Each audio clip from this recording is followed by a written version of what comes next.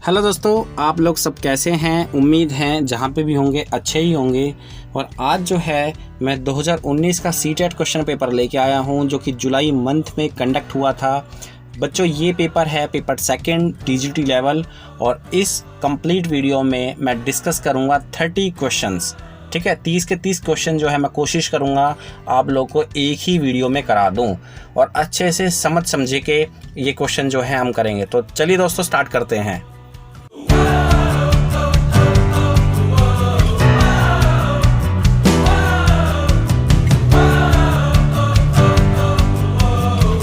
तो दोस्तों स्टार्ट करते हैं। जैसे कि मैंने आपको बताया 2019 का सीटेट क्वेश्चन पेपर है ये लेवल 2 जो कि जुलाई में कंडक्ट हुआ था और आज हम इसके क्वेश्चन आंसर करेंगे सोल्व। तो स्टार्ट करते हैं। First question, to understand individual differences in development it is important. पहला क्वेश्चन है आप लोग के सामने। मैंने कोशिश किया है कि इस बार जो है हिंदी और इंग्लिश दोनों में ही लेके आऊँ जिससे कि जो हिंदी वाले स्टूडेंट्स हैं उनको समझने में प्रॉब्लम ना हो और साथ वाले जो इंग्लिश वाले स्टूडेंट हैं उनको भी अच्छे से समझ में आ जाए। तो पहला क्वेश्चन जल्दी से बताएं, आप लोग के सामने है।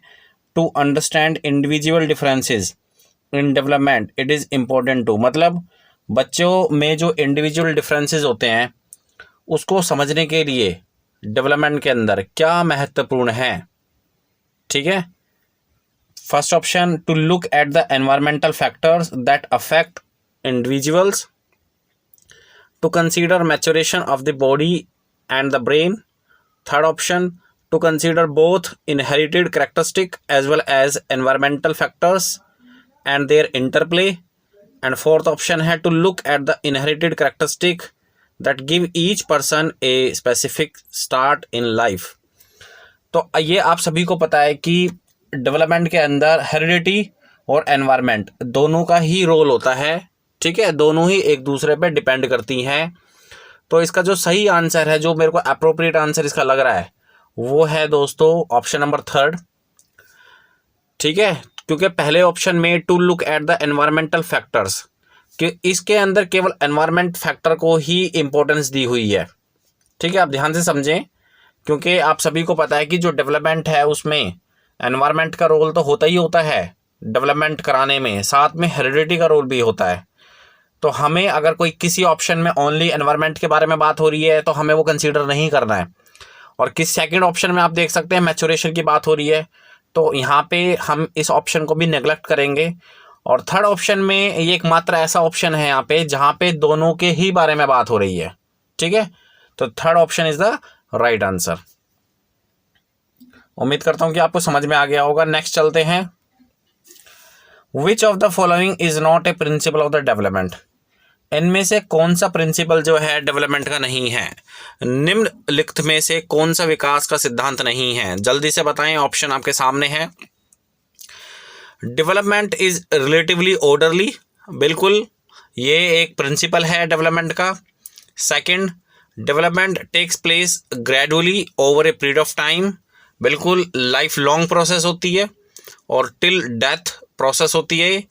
Third, exact course and nature of development is determined at the time of birth itself. Fourth, individual develop at different rate, और जो अलग अलग स्टूडेंट होते हैं या बच्चे होते हैं या पर्सन होते हैं वो अलग अलग रेट पे डेवलप होते हैं। ठीक है, तो अगर प्रिंसिपल यहाँ पे निकाला जाए कि भाई जो प्रिंसिपल नहीं है डेवलपमेंट का, तो मेरे हिसाब से आंसर थर्ड है। ठीक है, exact course and nature of development is determined at the time of birth itself, मतलब हम एग्जैक्टली डेवलपमेंट को मेजर नहीं कर सकते। हमारे पास ऐसा कोई टूल, ऐसा कोई तरीका, डिवाइस नहीं है जिससे कि हम डेवलपमेंट को मेजर कर पाएँ। ठीक है, तो ये कहीं से भी डेवलपमेंट का प्रिंसिपल सिद्धांत नज़र नहीं आ रहा है। तो ऑप्शन जो है third is the right answer. उसके बाद बात करते हैं question number third. Several research studies show that teachers have more overall interaction with boys than girls. What is the correct explanation for this? ठीक है, मतलब पुरानी रिसर्च के अनुसार ये पाया गया है और ये देखा गया है कि जो टीचर हैं वो लड़कों से ज़्यादा इंटरेक्ट करते हैं, लड़कियों से कम इंटरेक्ट करते हैं। What is the correct explanation for this, इसका रीज़न क्या हो सकता है।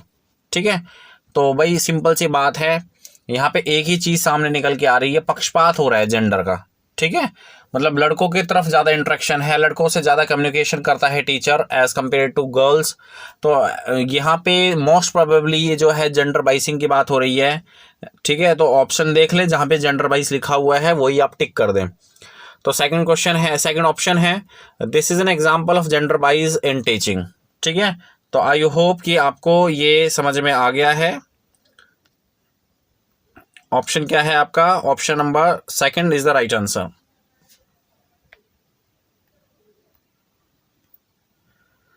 उसके बाद बात करते हैं, which of the following is central to the concept of progressive education.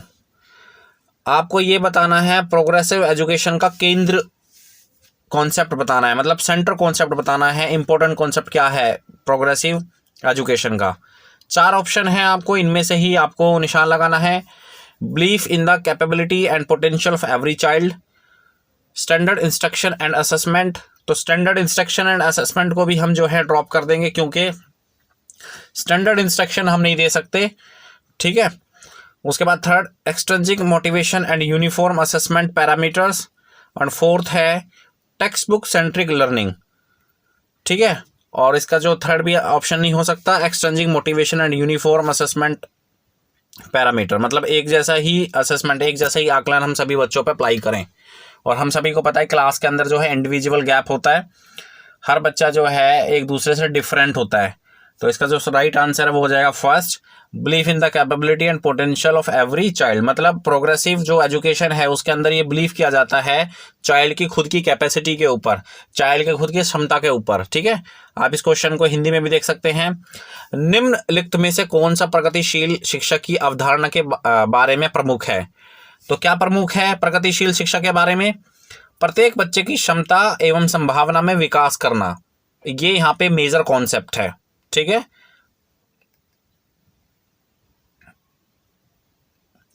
उसके बाद बात करते हैं क्वेश्चन नंबर 5 की। What instructional adaptations should a teacher make while working with students who are visually challenged. ऐसे स्टूडेंट जो कि विजुअली चैलेंज्ड है, जो बच्चे देख नहीं सकते, बेसिकली देखने में प्रॉब्लम है, ऐसे बच्चों के साथ टीचर्स को क्या अडेप्ट करना चाहिए ज़्यादा से ज़्यादा अगर टीचर उनको पढ़ाता है तो? Use A variety of visual presentation. भाई विजुअल प्रेजेंटेशन का काम ही क्या है, जब बच्चा विजुअली चैलेंज है तो एक समझने वाली बात है यहाँ पे। ठीक है, second, Orient her self so that student can watch her closely. यहाँ पे देखो फिर से ये तो बेवकूफ़ बनाने वाली बात हो गई, क्योंकि विजुअली चैलेंज की बात हो रही है, बच्चों को देखने में प्रॉब्लम है, बच्चा देख नहीं सकता ढंग से। चाहे आप अपने आप को इधर खड़ा करो, चाहे आप अपने आप को लेफ्ट राइट में करो, बच्चे को दिखेगा तो वैसे भी नहीं। Focus on variety of written task specially worksheet. ठीक है, तो ये ऑप्शन थोड़ा सा नैरो लग रहा है, बहुत ही ज़्यादा नैरो लग रहा है। थोड़ा सा ज़्यादा नैरो क्या लग रहा है? Focus on variety of written task specially worksheet. तो वर्क, इससे बच्चे के ऊपर ज़्यादा स्ट्रेस होगा, आप ज़्यादा काम उसको दे ही नहीं सकते।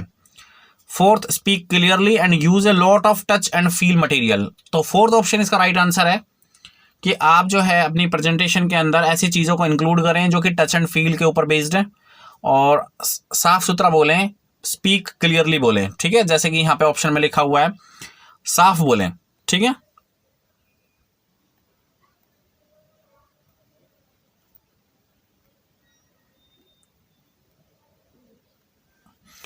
Question number 6, cooperative learning and peer tutoring. Cooperative learning आप सभी जानते हैं। ठीक है, जब स्टूडेंट जो हैं एक दूसरे के साथ बैठ के पढ़ते हैं। पीयर ट्यूटोरिंग मतलब एक बच्चा दूसरे बच्चे को सिखा रहा है। Dash in an inclusive classroom. तो जो बेसिकली जो आपका कोऑपरेटिव लर्निंग है और जो पीयर ट्यूटोरिंग है, इंक्लूसिव क्लासरूम के अंदर क्या चीज़ शो करती है? ठीक है, तो ऑप्शन है आपके, should be actively discouraged, should be occasionally used, should not be used, should be actively promoted. तो इसका आंसर तो आप सभी को पता ही चल गया होगा। ठीक है, यहाँ पे आप देख लेते, हिंदी में पढ़ लें। सहयोगात्मक अधिगम एवं हम उम्र साथियों के द्वारा शिक्षण का एक समावेशी कक्षा में किस प्रकार से उपयोग करना चाहिए? ठीक है, तो किस प्रकार से उपयोग करना चाहिए किसका? कोऑपरेटिव लर्निंग का और पीयर ट्यूटोरिंग का।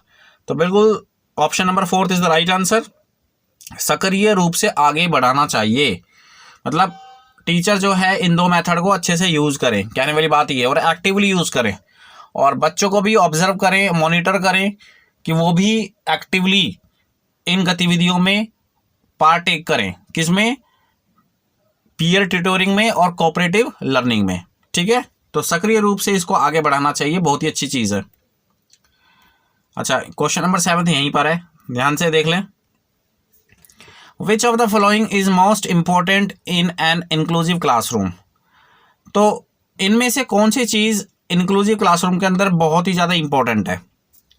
First option standardise testing, second promoting competitive learning, third individualised education plan, fourth uniform instruction. तो बिल्कुल आप अपनी समझ बूझ से आंसर दे सकते हैं, हिंदी में भी देख लें। निम्नलिखित में से कौन सा समावेशी कक्षा में सबसे अधिक महत्वपूर्ण है? तो बिल्कुल इसका जो राइट आंसर है वो हो जाएगा option number third, individualised education plan. मतलब एक एक बच्चे को के अकॉर्डिंग उसका एक एजुकेशन प्लान बनाना। ठीक है, कि ये बच्चा जो है कितना अच्छा समझता है, कितना एक्टिव जो है दूसरी गतिविधियों में पार्टिसिपेट करता है। तो एक जो इंचार्ज होता है वो कम से कम अपने जो क्लास के अंदर जितने भी बच्चे हैं उन सभी को देख सकता है, ऑब्जर्व कर सकता है, उनकी रिपोर्ट इंचार्ज को बनानी होती है। ठीक है, जो मेन इंचार्ज होता है क्लास का। तो एक्चुअली में वो क्या कर सकता है, अपनी क्लास का एक इंडिविजुअलाइज एजुकेशन प्लान बना सकता है, विशिष्ट प्रकार का एजुकेशन प्लान बना सकता है, जहाँ पे एक एक बच्चे की डिटेल हो। मैं ये नहीं कह रहा कि टीचर को जितने पीरियड लेने हैं सभी बच्चों का एक इंडिविजुअलाइज एजुकेशन प्लान बनाए। सब इंचार्ज जो हैं अपनी अपनी क्लास का बनाएंगे तो ऑटोमेटिकली सभी बच्चों का बन जाएगा। जहाँ पे एक टीचर जो है वो ये देख सके सही मायनों में कि जो बच्चा है, पर्टिकुलर बच्चा जिसका हम एक एजुकेशन प्लान बना रहे हैं, उसमें वो बच्चा कितना समझता है, और अगर उसको कहीं समझने में प्रॉब्लम हो रही है तो उसको सबसे पहले डायग्नोज करें, और डायग्नोज करने के बाद जो है रिमेडीज प्रोवाइड करें उस बच्चे को। अगर एक्स्ट्रा पढ़ाना है, एक्स्ट्रा क्लास लगानी है तो एक्स्ट्रा क्लास लगाएं, जो भी है। तो इंडिविजुअलाइज एजुकेशन प्लान होना चाहिए। ठीक है, इंक्लूसिव क्लासरूम के अंदर।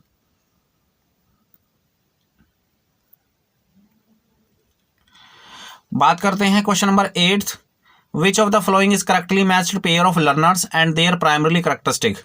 तो आपको एग्जैक्टली मैच करना है, एक डिसेबिलिटी दी हुई है और उसके सिम्टम्स दिए हुए हैं। तो फर्स्ट ऑप्शन है dyslexic learner lack reading and writing fluency. Second option है creative learner hyperactive slow in completing work.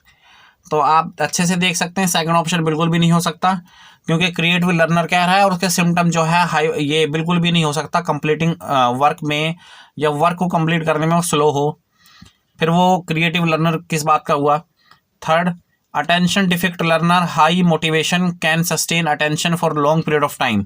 बिल्कुल भी, ये तो बिल्कुल उल्टा कह रहा है ये। अटेंशन डिफिक्ट लर्नर, ऐसे बच्चे जो हैं फोकस ज़्यादा क्रिएट नहीं कर पाते पर्टिकुलर पढ़ाई मतलब टॉपिक पे। फोर्थ, हियरिंग इम्पेयर्ड लर्नर, मतलब ऐसे बच्चे जिनको सुनने में प्रॉब्लम है, can not comprehend visual information. जिनको सुनने में प्रॉब्लम है तो विजुअल इन्फॉर्मेशन से क्यों जोड़ा जा रहा है? ठीक है, तो ऑप्शन इसका क्या है? First is the right answer, lack reading and writing fluency.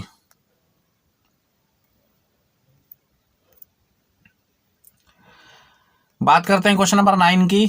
The ability to come up with original and divergent solution to a problem is primarily characteristic of. मतलब किसी समस्या का हम जो समाधान निकाल रहे हैं, जो सोल्यूशन फाइंड आउट किया जा रहा है, वो ओरिजिनल है, डाइवर्जेंट सोल्यूशन के ऊपर बेस्ड है। तो एक्चुअली में कौन सी कैरेक्टरिस्टिक वो बच्चा शो कर रहा है? तो बेसिकली बच्चा जो है क्रिएटिव चिल्ड्रन है यहाँ पे। ठीक है, क्रिएटिव चिल्ड्रन, क्योंकि original and divergent, creative children ऐसे बच्चे जिनके अंदर क्रिएटिविटी है वो इन कैरेक्टरिस्टिक को शो करते हैं। Original and divergent solution, divergent solution मतलब एक से ज़्यादा समाधान एक प्रॉब्लम का हो सकता है। ठीक है, तो second is the right answer.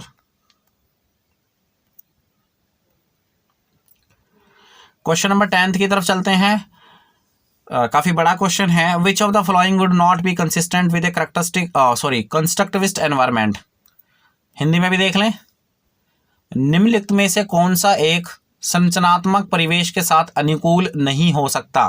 तो ये चार ऑप्शन हैं, चार ऑप्शन को पढ़ के आपको एग्जैक्टली बताना है कि कंस्ट्रक्टिविस्ट एनवायरनमेंट में जो चीज़ कंसिस्टेंट नहीं है वो ऑप्शन यहाँ पे आपको पढ़ना है। थोड़ा सा टाइम टेकिंग क्वेश्चन है ये, तो मैं इसका सीधा आंसर बता देता हूँ, बाकी क्वेश्चंस जो हैं आप पढ़ सकते हैं। ठीक है, तो इसका जो राइट आंसर है एक बार देख लें, थर्ड ऑप्शन देखें एक बार। Teachers employ specific end of the term assessment strategies and give feedback on product rather than process. जो आपका अध्यापक होता है विशिष्ट सत्रावासन मूल्यांकन रणनीतियों को लागू करते हैं तथा प्रक्रियाओं के बजाय प्रदर्शन पर फीडबैक देते हैं। ठीक है, तो मतलब ये एक ऐसा ऑप्शन है जो एग्जैक्टली कंस्ट्रक्टिविस्ट एनवायरनमेंट के बारे में नहीं बोल रहा है।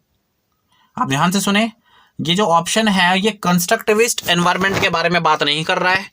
बाकी जो तीन ऑप्शन है यानी कि फर्स्ट, सेकंड और फोर्थ, वो आप एक्चुअली में कंस्ट्रक्टिविस्ट एनवायरनमेंट के बारे में बात कर रहे हैं।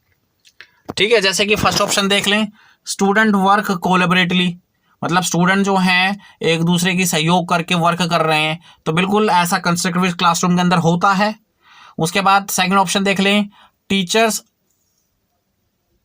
सॉरी मैंने ना सेकंड क्वेश्चन देख लें, सेकंड ऑप्शन देख लें, teachers elicit students ideas and experience in relationship to key topics and plant teaching learning to elaborate और रिस्ट्रक्चर देयर करंट नॉलेज। ठीक है, तो ये भी जो है कंस्ट्रक्टिव क्लासरूम की बात हो रही है यहाँ पे। और फोर्थ ऑप्शन देख लें, students are given frequent opportunity, तो कंस्ट्रक्टिविस्ट क्लासरूम के अंदर स्टूडेंट को अपॉर्चुनिटी दी जाती है, तो यहाँ पे भी कंस्ट्रक्टिविस्ट एनवायरनमेंट के बारे में बात हो रही है।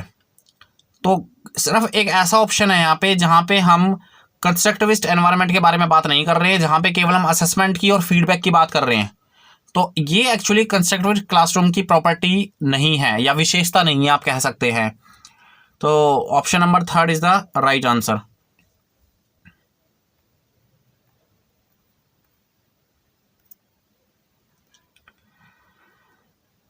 बात करते हैं क्वेश्चन नंबर 11 की। A teacher should encourage students to set dash rather than dash, मतलब एक टीचर को, एक शिक्षक को विद्यार्थियों को खाली स्थान निर्धारित करने के लिए प्रोत्साहित करना चाहिए। डैश, तो आपको 2 डैश फिल करने हैं। ठीक है, जल्दी से बताइए इसका आंसर। देखो इसका जो आंसर है वो फोर्थ हो सकता है, बिल्कुल हो सकता है। एक शिक्षक जो है विद्यार्थियों को एक्चुअली में इंकरेज कर रहा है, लर्निंग गोल्स के लिए वो इंकरेज कर सकता है सबसे पहले। उसके बाद परफॉर्मेंस गोल की तरफ बच्चों को ले जाना चाहिए। सबसे पहले बच्चों के लिए निर्धारित करना चाहिए उसका लर्निंग गोल, कि भाई उसका जो अधिगम गोल क्या है, लर्निंग गोल क्या है। उसके बाद सेट किया जाए परफॉर्मेंस गोल। पहले ऑप्शन में परफॉर्मेंस गोल पहले दिया हुआ है, तो पहले हम परफॉर्मेंस गोल सेट नहीं करेंगे। ठीक है, सबसे पहले एक्शन प्लान बनता है। बच्चा जो है सबसे पहले क्या करता है, टीचर को सिखाना चाहिए बच्चों को कि लर्निंग गोल, यानी कि एक्चुअली में विद्यार्थी जो है अपने अधिगम लक्ष्य को सबसे पहले निर्धारित करें, क्योंकि जब अधिगम लक्ष्य सबसे पहले निर्धारित होंगे उसके बाद परफॉर्मेंस गोल की तरफ बच्चा ऑटोमेटिकली जाएगा ही जाएगा। अगर आप पहले परफॉर्मेंस गोल यानी कि प्रदर्शन लक्ष्य को निर्धारित कर देंगे तो बच्चे को सीखने को नहीं मिलेगा। ठीक है, तो बच्चों को ये बताए शिक्षक कि सबसे पहले अधिगम गोल को, अधिगम लक्ष्य को हम क्या करें, सबसे पहले सेट करें। ठीक है, उसके बाद उसी पथ पे चलते चलते परफॉर्मेंस गोल ऑटोमेटिकली होता रहेगा। बात आ रही है समझ में? मूव करते हैं क्वेश्चन नंबर 12 की तरफ। Which of the following does not result in meaningful facilitation of learning? निम्नलिखित में से कौन सा अधिगम के सार्थक सरलीकरण के रूप में परिणत नहीं होता? तो आपको बताना है which of the following does not result in meaningful facilitation of learning। तो इनमें से एक ऑप्शन ऐसा है जो कि मीनिंगफुल फैसिलिटेशन ऑफ लर्निंग को अप्रोच नहीं करता, तो वो ऑप्शन कौन सा है? मीनिंगफुल लर्निंग की बात हो रही है। ठीक है, अर्थ निर्माण। तो फर्स्ट ऑप्शन है प्रमोटिंग रिपीटिशन एंड रिकॉल, बिल्कुल भी नहीं हो सकता। ठीक है, क्योंकि यहाँ पे रिपीटिशन और रिकॉल वर्ड आ गया। Second option use of complex and non examples, sorry use of examples and non examples, बिल्कुल ठीक है। यूज ऑफ एग्जाम्पल, हमें एग्जाम्पल भी देने चाहिए और नॉन एग्जाम्पल भी देने चाहिए, मतलब उदाहरण और गैर उदाहरण। और थर्ड ऑप्शन है encouraging multiple ways of looking at a problem, बच्चों को इनकरेज करें कि वो एक प्रॉब्लम के एक से ज़्यादा सॉल्यूशन फाइंड आउट करें। Fourth, connecting new knowledge to pre existing knowledge. तो इसका जो सही आंसर है दोस्तों, इसका जो सही आंसर है ऑप्शन नंबर फर्स्ट हो गया, क्योंकि नोट वाला पूछा है उसने। ध्यान से, जब नोट वाला पूछोगे तो आपके सामने ऑप्शन निकल के आएगा प्रमोटिंग रिपीटेशन एंड रिकॉल। तो ये चीज़ हम मीनिंगफुल लर्निंग में यूज नहीं करते, ठीक है।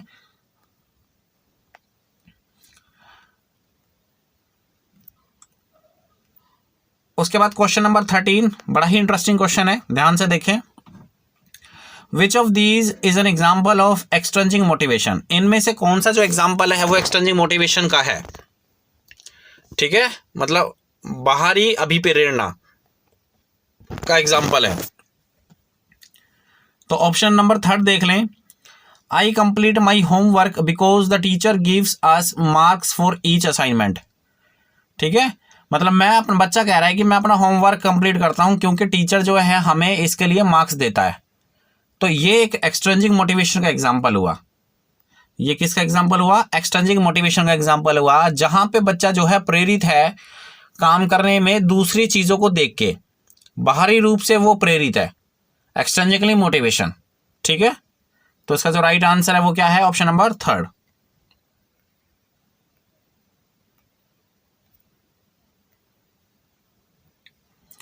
इन ए primary classroom A teacher should, प्राथमिक कक्ष में एक शिक्षक को क्या करना चाहिए?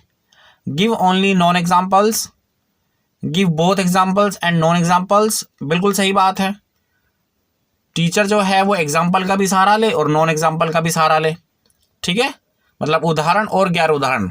समटाइम्स वो उदाहरण के साथ बात कर सकता है, समझा सकता है बच्चों को, और समटाइम उसको जरूरत ना लगे तो वो नॉन एग्जाम्पल का सहारा ले, ठीक है। तो उसका जो राइट आंसर है वो सेकंड है। बढ़ते हैं आगे। उसके बाद सॉरी, एक बार 15 क्वेश्चन वहीं पे था, तो ये आपके लिए 15 क्वेश्चन है, जरा जल्दी से देखें। विच of the following strategies would promote meaning making in children, तो इनमें से कौन सी स्ट्रेटजी, कौन सी गतिविधि ऐसी है जो कि मीनिंग मेकिंग जो प्रोसेस है वो चिल्ड्रन के अंदर प्रमोट करेगी? निम्नलिखित में रणनीतियों में से कौन सी बच्चों में अर्थ निर्माण को बढ़ावा देगी? ठीक है, ऐसी रणनीति जो बच्चों के अंदर अर्थ निर्माण को बढ़ावा देती है, जल्दी से बताएं। ऑप्शन आपके सामने है, transmission of information using punitive measures, तीसरा है uniform and standardize testing, fourth है एक्सप्लोरेशन एंड डिस्कशन। तो इसका जो राइट आंसर है वो है ऑप्शन नंबर, तो क्वेश्चन नंबर 15 का जो राइट आंसर है वो है exploration and discussion. Exploration and discussion मतलब ये एक्चुअली में बच्चों को प्रेरित करेगा अर्थ निर्माण की तरफ बढ़ावा देने में, ठीक है। जो भी लर्निंग होती है वो मीनिंग मेकिंग होनी चाहिए, it should be meaning making. तो ऑप्शन है एक्सप्लोरेशन एंड डिस्कशन। बच्चे जब एक्सप्लोर करेंगे, डिस्कस करेंगे एक दूसरे से, तभी जो है मीनिंग मेकिंग जो लर्निंग है वो प्रमोट हो पाएगी बच्चों के बीच में। Is that clear? Next question की तरफ चलते हैं। क्वेश्चन नंबर 16, जल्दी से बताएं। Which of the following are examples of effective learning strategies, इनमें से कौन सा एग्जाम्पल जो है इफेक्टिव लर्निंग स्ट्रेटजीज का है? ऑप्शन आपके सामने है, पढ़ लें एक बार। 5 ऑप्शन है। Setting goals, second making organization charts and concept maps, third है thinking of examples and non examples, fourth है explaining to a peer, fifth है सेल्फ क्वेश्चनिंग। तो 5 ऑप्शन है, तो आपको लग नहीं रहा है कि पांचों का पांचों ऑप्शन जो हैं वो इफेक्टिव लर्निंग की एक अच्छी स्ट्रेटजी हो सकते हैं, ठीक है। तो आंसर क्या है? Option number third is the right answer, क्योंकि पांचों के पांचों जो हैं बेसिकली हमें बता रहे हैं कि वो इफेक्टिव लर्निंग, जो ऐसी लर्निंग जो प्रभावी हो सकती है बच्चों के ऊपर, ऐसी लर्निंग जो प्रभावी हो सकती है और बच्चे अच्छे से समझ सकते हैं। पांचों के पांचों फैक्टर जो हैं राइट है।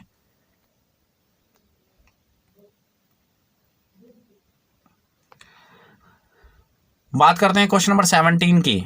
इन the constructivist frame child is viewed as, मतलब जो कंस्ट्रक्टिविस्ट फ्रेम है उसके अंदर बच्चों को किस तरीके से देखा गया है, बच्चों को किस तरीके से देखा गया है संरचनात्मक ढांचे के अंदर, संरचनात्मक ढांचे के अंदर बच्चों को किस तरीके से देखा गया है। तो ऑप्शन आपके सामने है, टैबुला रासा, ठीक है, ये एक बिहेवियरिस्ट का कॉन्सेप्ट है, या फिर passive being who can be shaped and moulded into any form through conditioning, conditioning के बेस पे, तो ये भी एक बिहेवियरिस्ट का कॉन्सेप्ट है, अनुबंधन जिसको हम कहते हैं।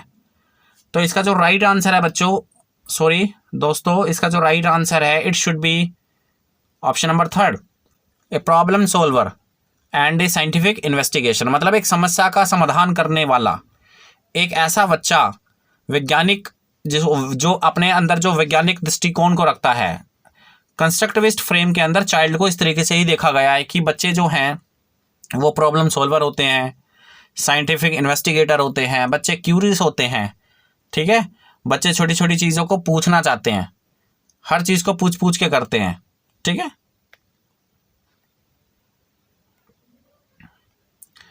उसके बाद question number 18, a teacher's role while using cooperative learning in her class.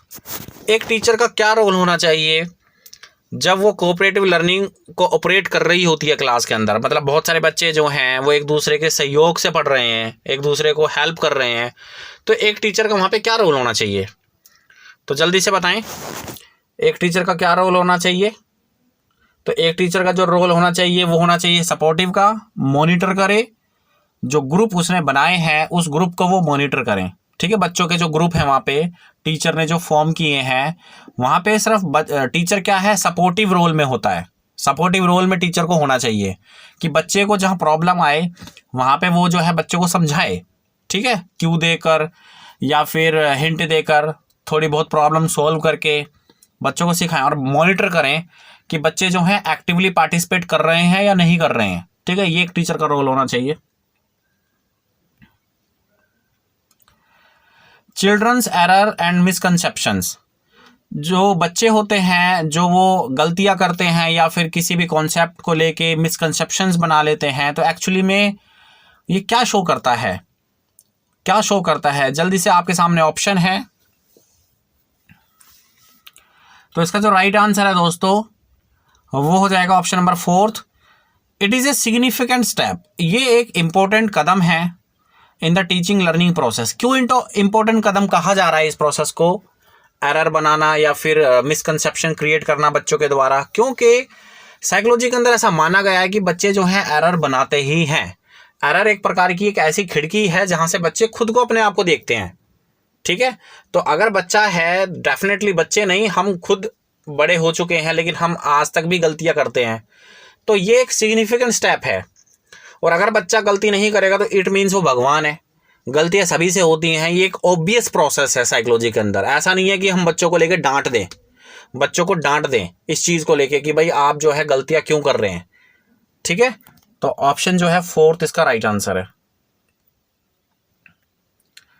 बात करते हैं अकॉर्डिंग टू प्याजे।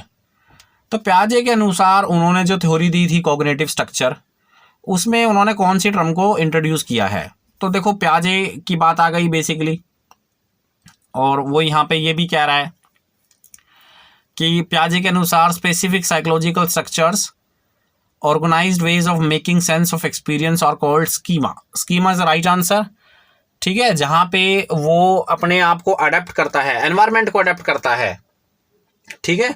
तो ब्रेन के अंदर स्कीमा बना लेता है, अलग अलग चीज़ों के स्कीमा के नाम, स्कीमा में अलग अलग चीज़ों के नाम दे देता है, ठीक है। तो बेसिकली जैसे एरोप्लेन देखा, आकाश में उड़ने वाली चीज़ें, तो एरोप्लेन स्कीमा बना लिया उसने, ठीक है। या फिर किसी एनिमल को देखा, जानवर को देखा जिसके 4 लेग्स होती हैं, 4 लेग्स, तो बेसिकली उसका एक स्कीमा बना लिया, ठीक है। तो इस तरीके से वो एनवायरनमेंट को अडेप्ट करता है। तो ये प्याजे के अनुसार उन्होंने स्कीमा दिया था।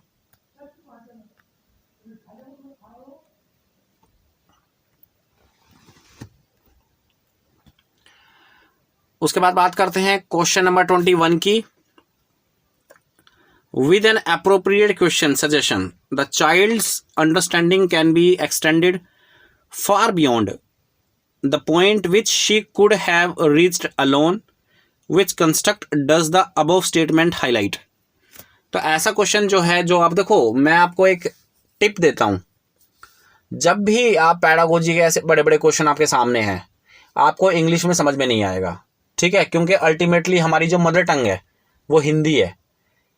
तो आप जो बड़े बड़े क्वेश्चन होते हैं, जर्नली ऐसे क्वेश्चन को हिंदी में पढ़ के जल्दी से सोल्व कर सकते हैं, क्योंकि इंग्लिश में वो थोड़ा सा अटकाएगा, जो एक सिंपल सी डेफिनेशन है उसको घुमा फिरा के पूछेगा। तो एक बार देखो, इसी क्वेश्चन को हिंदी में पढ़ो एक बार।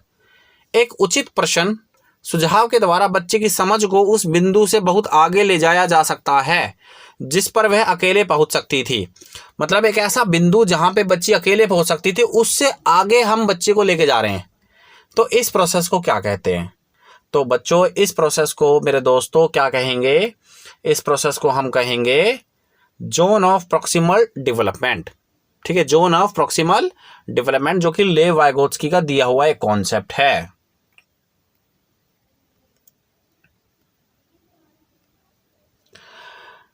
Question number 22, according to Lev Vygotsky basic mental capacity are transformed into higher cognitive process primarily through. तो वाइगोत्स्की के अनुसार जो बेसिक मेंटल कैपेसिटी है वो ट्रांसफर हो जाती है हायर कॉग्निटिव प्रोसेस में। कौन सी प्रोसेस के थ्रू ये चीज होती है?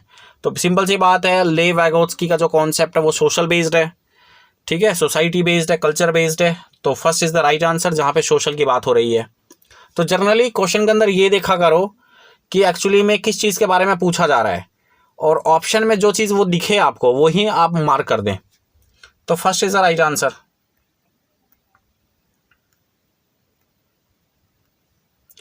Which of the following statements denotes the relationship between development and learning correctly? इनमें से कौन सी रिलेशनशिप ऐसी है जो कि संबंध बताती है डेवलपमेंट और लर्निंग का, करेक्टली संबंध बताती है? तो सीधी सी बात है, देखो बच्चों, डेवलपमेंट और लर्निंग एक दूसरे इंटरकनेक्टेड प्रोसेस है, एक दूसरे से कनेक्टेड है। डेवलपमेंट लर्निंग पे डिपेंड करता है, लर्निंग डेवलपमेंट पे डिपेंड करती है। तो ऐसा ऑप्शन आपको ढूंढना है जहां पे दोनों को एक दूसरे से जोड़ने की बात कही जा रही है। तो ऑप्शन नंबर 3 देख लें, development and learning are interrelated and interdependent. तो option number 3 is right answer, जहां पे एक दूसरे से संबंध होने वाली बात कही जा रही है, वही ऑप्शन जो है आप चूज करोगे। जल्दी से देख लेते हैं question number 24, one of the major accomplishment of concrete operational stage. तो कॉन्क्रीट ऑपरेशनल स्टेज की एक विशेषता आपको बतानी है, ठीक है, कॉन्क्रीट ऑपरेशनल स्टेज की एक विशेषता आपको बतानी है। प्याजे का दिया हुआ कॉन्सेप्ट 4 स्टेजेस उन्होंने दी थी, sensory motor stage, pre operational stage, concrete operational stage, formal operational stage. तो कॉन्क्रीट ऑपरेशनल के अंदर बेसिकली बच्चा जो है मूर्त चीज़ों को जो उसके सामने है और उसके अंदर एक एबिलिटी को वो डेवलप करेगा। उस एबिलिटी का नाम है कंजर्वेशन। बहुत ही इंपॉर्टेंट क्वेश्चन है, अलग अलग तरीकों से पूछा जाता है कई बार टीचिंग एग्जाम में, एबिलिटी टू कंजर्व, ठीक है। उसके बाद बात करते हैं क्वेश्चन नंबर 25 की, कंस्ट्रक्टिविस्ट सच एज जीन प्याजे and Lev Vygotsky view learning as. मतलब जीन प्याजे और लेव वाइगोत्स्की के अनुसार इनको बड़ा ही फेमस कंस्ट्रक्टिविस्ट कहा जाता है। जैसे कि आपको पता है जो प्याजे है उसको रेडिकल कंस्ट्रक्टिविस्ट कहा गया है, ठीक है। तो बेसिकली उनके द्वारा लर्निंग को किस तरीके से देखा गया है, तो जल्दी से बताएं। Conditioning of responses, passive repetitive process, third process of meaning making by active engagement. बिल्कुल सही बात है। तो जो ऑप्शन नंबर 3 है वो राइट आंसर है, process of meaning making by active engagement, ठीक है। तो मतलब एक ऐसी प्रोसेस जहां पे अर्थ निर्माण की बात हो रही हो, और अर्थ निर्माण कैसे होगा? बच्चा जब एक्टिवली पार्टिसिपेट करेगा, ठीक है। तो एक्टिविटी में बच्चा जो है पार्टिसिपेट करना चाहिए, तभी उसका एक्चुअली में मीनिंग मेकिंग प्रोसेस जो है डेवलप हो पाएगा। बढ़ते हैं क्वेश्चन नंबर 26 की तरफ, selecting and presenting stories and clipping from newspaper that portray both men and women in non-traditional roles in an effective strategy too। मतलब बच्चों को जो है समाचार पत्रों में, कहानियों में कतरनों का चयन करना एवं प्रस्तुत करना। मतलब बच्चों को समाचार पत्रों में कहानियां सुनाई जा रही हैं। किसकी कहानी सुनाई जा रही हैं? पुरुषों की, महिलाओं की। ठीक है, दोनों ही नॉन ट्रेडिशनल भूमिकाओं में चित्रित हैं। नॉन ट्रेडिशनल भूमिकाएं होती हैं, जैसे मान लो हमारे समाज में मैन को समझा गया है कि भाई वो बाहर जाके काम करेगा, ठीक है, और लड़कियों को समझा गया है कि भाई घर में रह के वो चूल्हा चौका करेगी।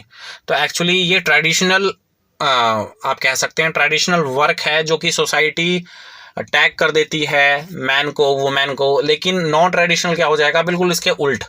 बच्चों को ऐसी चीज़ दिखाई दे जा रही हैं जहाँ पे जो मैन है बेसिकली उसको घर का काम दिया जा रहा है, और जो लड़कियां हैं उसको बाहर, घर से बाहर का काम दिया जा रहा है। तो ऐसे ऐसी कहानियां बच्चों को सुनाई जा रही हैं, दिखाई जा रही हैं। तो एक्चुअली में ये जो ये स्टेप है, ये किस चीज़ को रिमूव करने के लिए सही रहेगा? तो बिल्कुल सही बात है, जेंडर स्टीरियोटाइप, मतलब जो जेंडर रूढ़िवादिता है हमारी सोसाइटी के अंदर, उसको ये रिमूव करेगा, काउंटर करेगा। तो देखो, 2 क्वेश्चन आते हैं इस इकलौते पेपर के अंदर। 2 क्वेश्चन आ गए हैं जेंडर वाइज और जेंडर स्टीरियोटाइप के। तो बहुत ही इंपॉर्टेंट कॉन्सेप्ट है और अलग अलग तरीकों से ये कई बार पूछा जाता है। तो 2 नंबर आपके यहाँ पे फिक्स हो जाते हैं। बात करते हैं क्वेश्चन नंबर 27 की तरफ। आपको ये एक स्टेटमेंट पढ़नी है और उस स्टेटमेंट में बताया गया है, बेसिकली कोहलबर्ग के मोरल डेवलपमेंट से ये चीज़ें ली गई हैं। तो इसमें बताया गया है कि जो right action is defined by self chosen and ethical principles of consistence that are valid for all humanity regardless of law and social agreement. मतलब लास्ट स्टेज की बात हो रही है यहाँ पे, ठीक है। मतलब ऐसे महान पुरुष, ऐसी महान आत्माएं जो कि बेसिकली 1-2 पर्सन का भला नहीं सोचती, बल्कि पूरी सोसाइटी, पूरे देश का भला सोचती है। तो बेसिकली ऐसा जो ये जो स्टेटमेंट है, ये कौन सी स्टेज से लिया गया है या कौन सी स्टेज को अप्रोच करता है? तो आपको याद होगा कोहलबर्ग की एक मॉरल डेवलपमेंट की स्टेज है, जहाँ पे लास्ट स्टेज है यूनिवर्सल एथिकल प्रिंसिपल, जहाँ पे जो महान पुरुष हैं एक्चुअली में, जैसे एक सोल्जर है, हमारा सोल्जर, वो अपनी जान की परवाह ना करता हुआ जो है युद्ध में लड़ता है और फिर बाद में शहीद हो जाता है। तो एक्चुअली में वो अपने आप को नहीं देख रहा, वो अपनी फैमिली को भी नहीं देख रहा, वो पूरी कंट्री को देख रहा है, पूरी कंट्री को साथ लेकर चल रहा है, पूरी कंट्री को प्रोटेक्ट करना चाहता है दुश्मनों से। ऐसे जैसे ये भगत सिंह हो गए, ठीक है, उन्होंने एक सोसाइटी को नहीं देखा, पूरे देश को देखा, ठीक है। और महात्मा गांधी हो गए। तो ये ऐसे मतलब लास्ट की स्टेज आप सभी को पता है, उस स्टेज पे बहुत ही कम पर्सन पहुंचते हैं। ओके, तो option number 3 is the right answer. आशा करता हूं कि आपको समझ में आ गया जो मैंने समझाया है। The universal ethical principle orientation. बात करते हैं 28 क्वेश्चन की। 28 क्वेश्चन कहता है कि भाई हावर्ड गार्डनर का जो कॉन्सेप्ट है मल्टीपल इंटेलिजेंस का, उसमें कैरेक्टरिस्टिक आपको बता दी है, कैरेक्टरिस्टिक की एबिलिटी आपको बताई है। एबिलिटी क्या है? Ability to detect and respond appropriately to the moods, temperaments, motivation and intentions of others. तो यहाँ पे अदर्स का दिया गया है, मतलब दूसरों से रिलेशन अच्छे बनाना, दूसरों को अच्छे से समझना, दूसरे के मूड को अच्छे से समझना, दूसरे को मोटिवेट करना, दूसरे की इंटेंशन को अच्छे से समझना। तो दूसरों की जिक्र हो रहा है यहाँ पे, तो यहाँ पे इंट्रापर्सनल नहीं होगा, यहाँ पे क्या होगा? इंटरपर्सनल होगा। मतलब अपने रिलेशन, इंटर रिलेशंस जो हैं वो अच्छे रखना दूसरों के साथ। तो ये जो एबिलिटी है, लाइक ये टीचर्स में ज़्यादा होनी चाहिए कि जिन बच्चों को पढ़ा रहा है बेसिकली उन बच्चों को अच्छे से समझाएं, टीचर खुद ये समझ पाए कि इस बच्चे को कितना समझ में आया है या नहीं आया है, ठीक है। तो टीचर जो है उन बच्चों के लिए वेलबींग का काम करे, ठीक है। तो मूड को समझे, मोटिवेट करे बच्चों को। तो ऐसी जो क्वालिटी होती है बेसिकली, जो विशेषता होती है मल्टीपल इंटेलिजेंस में, वो इंटरपर्सनल में होती है, ठीक है। जहां पे और इंट्रापर्सनल मतलब अपने आप को समझना। देखो डिफरेंस मैं आपको बता रहा हूं, इंटरपर्सनल और इंट्रापर्सनल में क्या डिफरेंस है कि इंट्रापर्सनल में तो अपने आप को समझना, जैसे कि महात्मा बुद्ध, विवेकानंद, महावीर, भगवान महावीर। और ऐसे जो इंटरपर्सनल, दूसरों को अच्छे से समझना, इंटरपर्सनल। तो interpersonal is the right answer.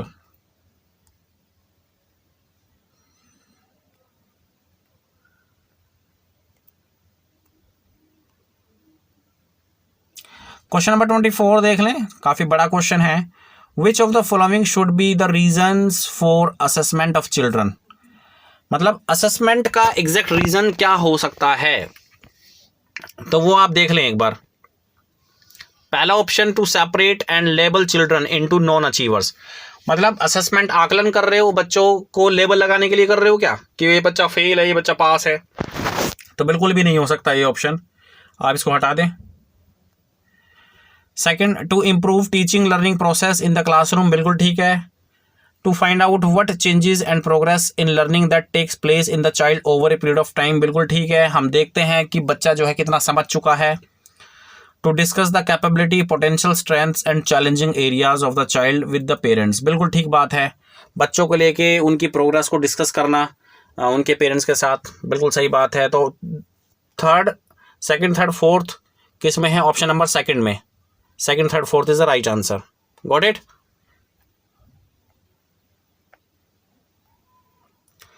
And बात करते हैं आज का last question, which of the following play an important role in a child socialisation, इनमें से कौन सा जो है प्ले वो इम्पोर्टेंट रोल, महत्वपूर्ण भूमिका अदा करता है चाइल्ड सोशलाइजेशन के अंदर, मतलब बच्चे के समाजीकरण के अंदर। मीडिया, स्कूल, फैमिली, नेबरहुड, तो जल्दी से बताएं। तो देखो चारों ही ऑप्शन जो हैं बच्चे का समाजीकरण को बढ़ावा देते हैं। मीडिया, स्कूल, मीडिया मतलब जैसे न्यूज़पेपर वगैरह की बात हो रही है यहाँ पे, या फिर स्कूल, स्कूल की बात हो रही है, बच्चा जाता है स्कूल के अंदर तो बच्चे का सोशलाइजेशन होता है। फैमिली, फैमिली तो प्राइमरी एजेंसी है। नेबरहुड, उसके आस पड़ोस, बच्चा जो है दूसरे बच्चों के साथ खेलता है तो वहाँ पे भी बच्चे का सोशलाइजेशन होता है। ठीक है, तो इसका जो राइट आंसर है वो है ऑप्शन नंबर, जिसमें चारों ऑप्शन आ रहे हैं, option number third is the right answer, first, second, third and fourth. ठीक है, चारों ही सही हैं। तो बच्चों ये थे दोस्तों 30 क्वेश्चन, जैसे कि मैंने आपको बताया 2019 का ही क्वेश्चन पेपर है, ये जुलाई में कंडक्ट हुआ था, जुलाई में कंडक्ट हुआ था। और पेपर 2 है ये, पेपर टू है ये, और मैंने एक ही वीडियो में आपको सारा करा दिया है। ठीक है, तो उम्मीद करता हूँ कि आपको अच्छे से समझ में आ गया होगा, मैंने अच्छी कोशिश करी है। और नेक्स्ट जो वीडियो मैं लेके आऊँगा उसमें मैं आपको बताऊँगा कुछ और पेपर 2019 की, कोशिश करूँगा कि primary paper first primary level का करवाया जाए 2019 जुलाई का। तो यहाँ पे मैंने CDP सेक्शन को डिस्कस किया है, चाइल्ड डेवलपमेंट एंड पैडागोजी। उम्मीद करता हूँ कि आपको अच्छे से समझ में आ गया होगा। थैंक यू वेरी मच दोस्तों इस वीडियो को देखने के लिए, हमेशा ऐसा ही प्यार बनाए रखना। धन्यवाद दोस्तों।